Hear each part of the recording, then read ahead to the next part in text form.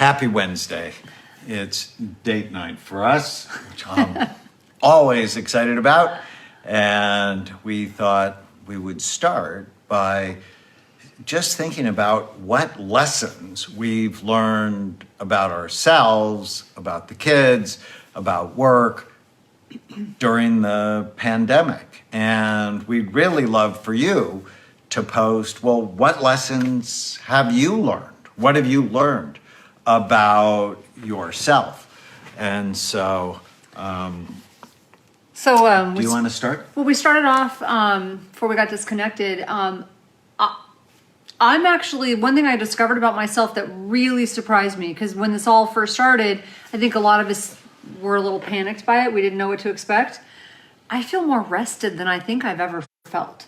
So the only time that I've ever taken, this much time off really for myself is when I've been sick or had surgery. So this is the first time ever that I've ever been able to just take this kind of time, not by choice, but had to take this kind of time off, and I feel so rested. Yeah, I wouldn't choose to do it this way under these circumstances again, but I feel truly rested, and I'm not really bored. I'm busy around the house, and I discovered that there's many things about this that I like. Many things, of course, I wouldn't choose this way, but I want to figure out how to take the part of this that I like and continue it after the pandemic is over. So you've learned that life was going too fast. It was going too fast for me. And I didn't even know it. It's really okay to slow it down. Yeah. I didn't even realize it was going too fast because I just thought that was normal. That's our life. That's how it goes.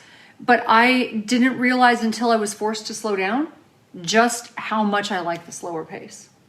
So I'm like, wow, my body just feels regenerated. What's the name of that song? Slow down, you move too fast. Yeah. You got to make the morning last. Yeah. And I just feel like, wow, I Simon actually just and feel Garfunkel, good. Oh my goodness. Yeah. Slow down, you move too fast. Who knew they were prophets, right? So one of them for me is you just have to keep your frontal lobes healthy during this time. Mm-hmm. Because if you're not really thinking about brain health, you're going to manage your anxiety with alcohol, marijuana, bad food, and you're in the middle of a pandemic. You're in the middle of a pandemic, which means you need to make good decisions. Mm-hmm. In order to do the best you can. And so keeping your frontal lobes healthy is more critical now than at any time I can ever remember, because it's the quality of your decisions that are going to keep you safe. It's the quality of your decisions, if you got laid off, that's going to help you get another job. It's the quality of the decisions you make that is going to help you not only survive, but possibly even thrive during this time. No, I agree with you. Yeah, I think, and we've seen people reacting very, very differently to this. Some people, even within our own family, we have, there are people who are homebodies, which I didn't even realize how much of a homebody I am. So I think that's why I'm thriving, right? Why I feel rested. But I've always known I was kind of an introvert, but not as much as I am.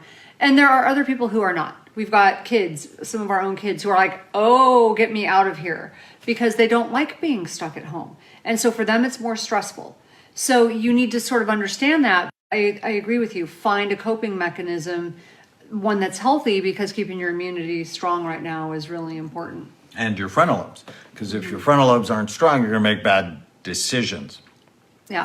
The next thing I learned is to have really a deep appreciation for planners, for people who planned for the end of the world, that I would. I love this. I'm forever going to give credit. Would often make fun of. Oh, he made fun of me, and it annoyed him that I was always planning for a crisis. Right. Well, I call it crisis.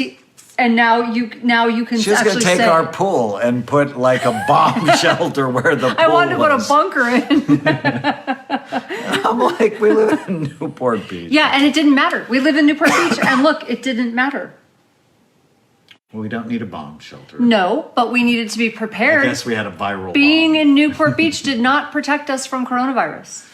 No, my mom and dad, as many of you know, Thank you. got COVID-19. Thankfully, we're negative. We got an antibody test for it. So I didn't end up having to say I told you so because he said thank you. So I appreciate that. Thank you very much. She's an I told you so sort of person. I am, but I didn't have to. So yes, I was very prepared. One of the things that I really have appreciated about this, I don't know that we learned it, but I think it was reinforced and really crystallized for us, or for me during this time. The time with the kids, family time, has just been so precious and bonded us so much as a family.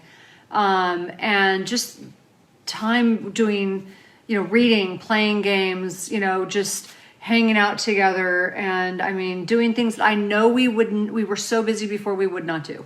Doing Bible studies with the kids at home. And that just wouldn't happen. We were just too busy. So that's just time I can't ever get back. And I'm grateful for it. So, amidst all the things that we are all, stressed out about or upset about from this thing, that's one thing that I will always cherish. Well, and I read a study that 80% of parents actually feel more connected to their children. Mm-hmm. Now, the other 20%, hopefully they'll come to one of our 8 clinics and we'll help them with that. I remember dealing with a dad and his hyperactive 6-year-old. And I'm like, why don't we just take April and let's fix the relationship with your son? I mean, what a great goal. Yeah, it's a great time. That would be. So when you have downtime, what are you going to do about it? What can you accomplish during this time? I mean, to actually get the gift of a month or 2 months, I think that you can do something special. Right. And it's just not going back to normal, even though Georgia opened up. Well, not really, because a lot of people it's going to be modified. Still staying home. Well, I'm not sure things are, 9/11 changed the world, and this is bigger. So this is going to change the way we do things probably forever. It's going to change a lot of practices. So I think, if we just embrace that and go, okay, it's going to change things. So we're going to have to just sort of figure out a new normal through all of this. And it's frustrating figuring out what that's going to be. But in the meantime, how can we at least take advantage of this time that we have? You see this? Good job, Tana. Seems like one or the other partner is usually not on board with being prepared. Oh yeah, he used to get so frustrated. He's like, we live in Newport Beach, we live in a gated community. I spend all this time, making a living, and you're spending it on preparing for disasters. I don't understand. I'm saying nothing. This is not a therapy I'm saying nothing. Not a therapy session. Another thing that I learned, being the CEO at Amen Clinics, is communicate, that I actually cannot over communicate, that talking and supporting our staff, also the children, is just absolutely essential. So communicating, not expecting them to know what I'm thinking, but actually share it, what I'm thinking. Yeah. And I think that's why, as an organization, we've done really well, because the next pandemic that's going to happen is a mental health pandemic. And we're always going to have, I love the question we've been asking people, where were you when the world ended? And, for some people... When the world stopped, sorry. When the world stopped. And for some people, this was the first time they felt that. Like Chloe, that was the first time she felt that. Our 16-year-old, it's the first time she's ever experienced something like that. And it's a great question, but for me, it wasn't the first time I felt like the world stopped. Right? So for our nieces, it wasn't the first time. So for me, it was like, okay, kick into gear. I have felt this feeling before. crisis. For me, that's crisis. It's global. This was bigger than before, but it's still that like. But not bigger for you personally. No, like when you wanting had to die is pretty big. When you had cancer. No, depression. It felt like. No, this wasn't as bad as depression.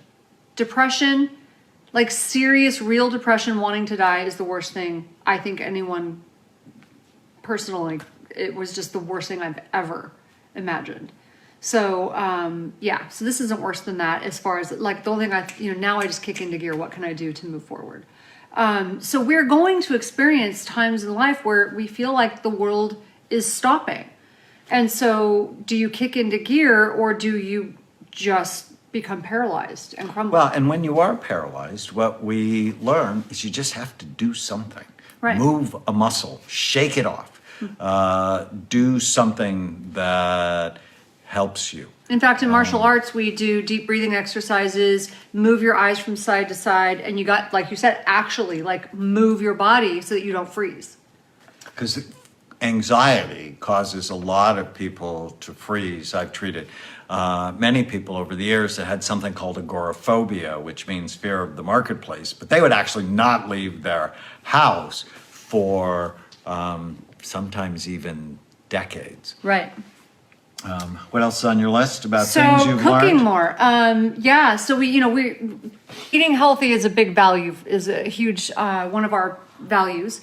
And so, but being busy, we would figure out how to plan and how are we going to eat healthy, and we would figure it out, which has been a strategy. It's been one of the things I've built sort of my career on, is teaching people how to do it when they're busy.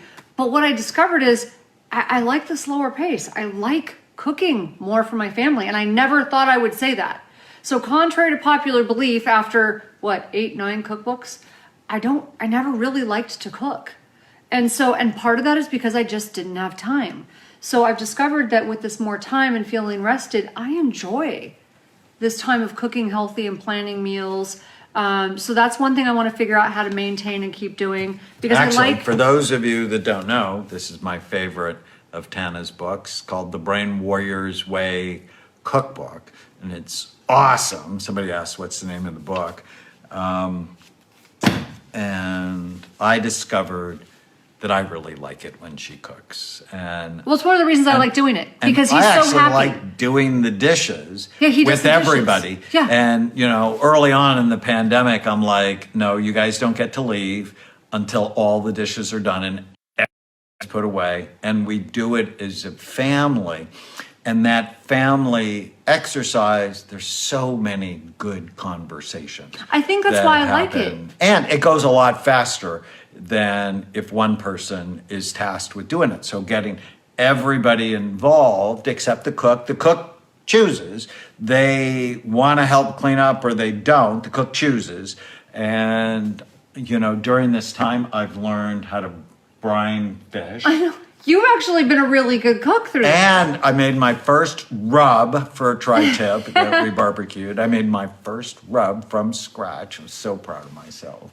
And I like that. And, people like it when they're competent at things. And when I married her, she couldn't cook. No, I prayed she wouldn't cook because there'd be like a bomb that went off in the kitchen. And I'm like, do you mind if I just pick something up?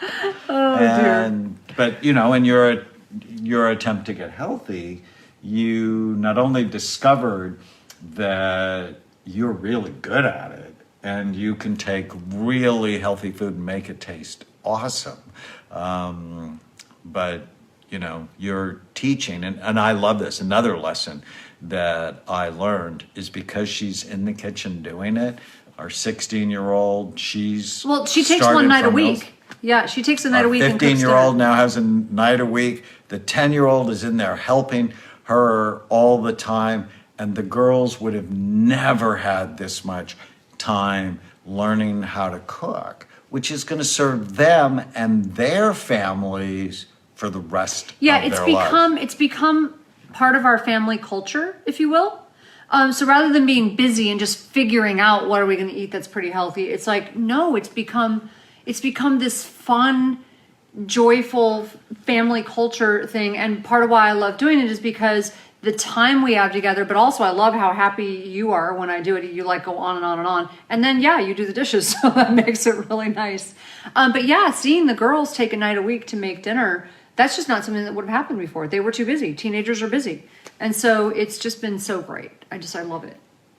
Yeah. So that's been another one. That's one of mine. Do you have another one?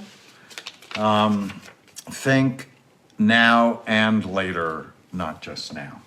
So I have been telling my team, we have to think like it's a war, because it is. It's a war against the virus. It's also a war against depression and fear, but also think of being a gardener.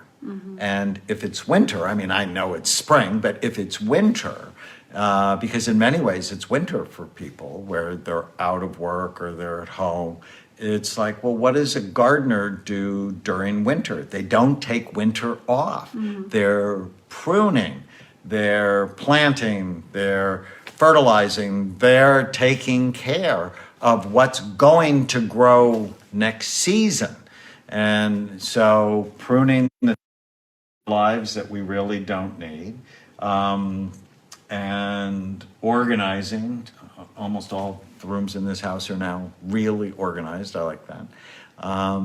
But what is it in your life that you could prune? Right. We've done a You lot. know, are the negative people that really are not serving you, that whenever they call, they never ask how you are. They're only telling you their problems. So it's not a two-way relationship. You know, are there relationships to prune? Are there things you're doing that you can prune? And pruning is really important. The brain does that. You know, the brain gets rid of nerve cells it That you don't doesn't use, use. right. If you don't use it, you lose it.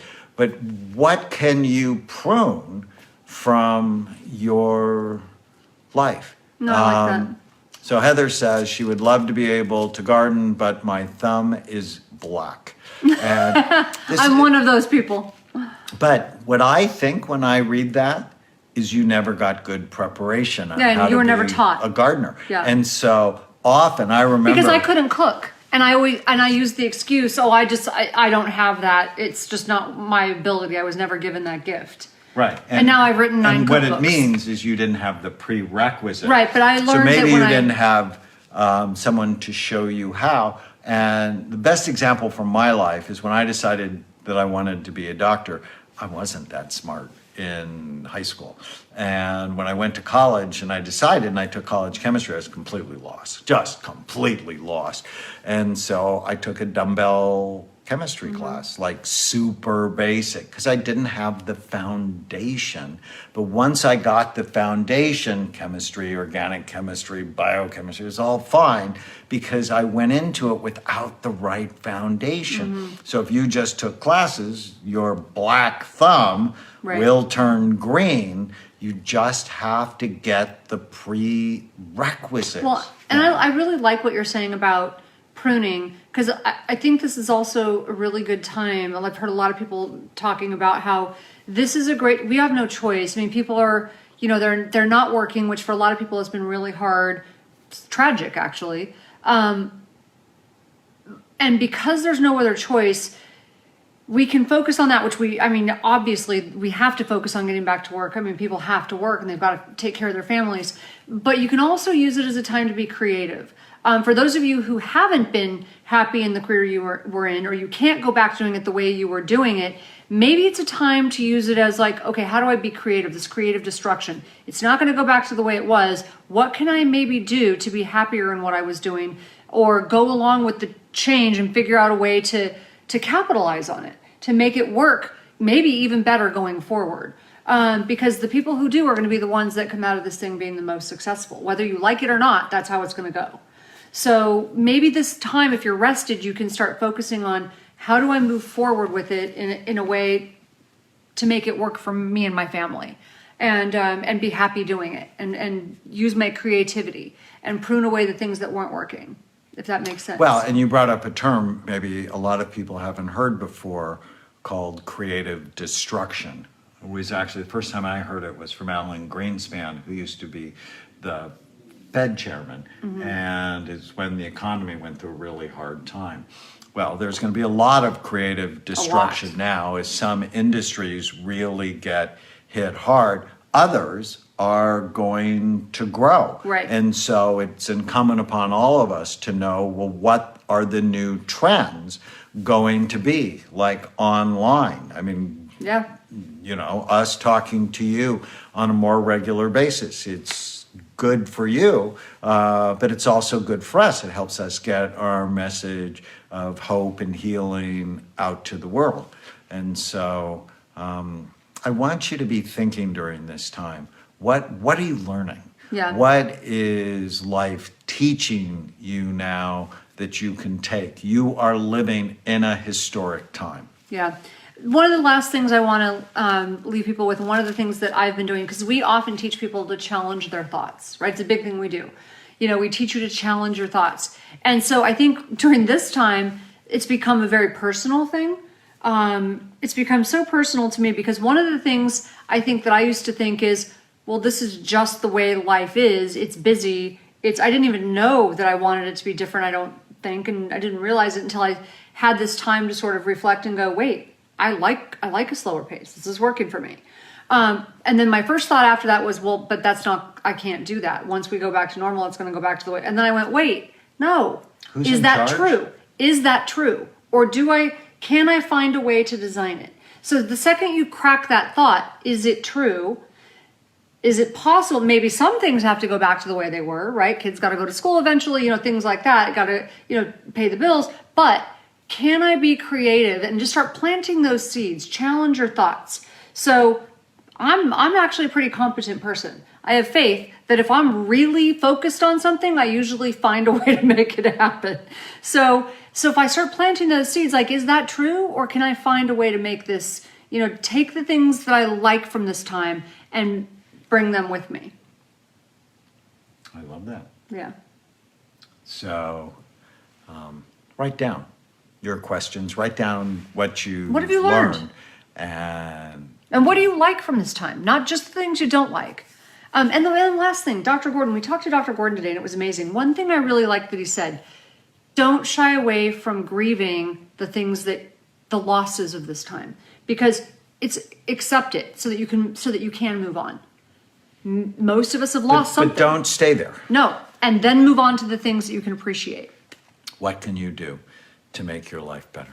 Yeah. Have a great night.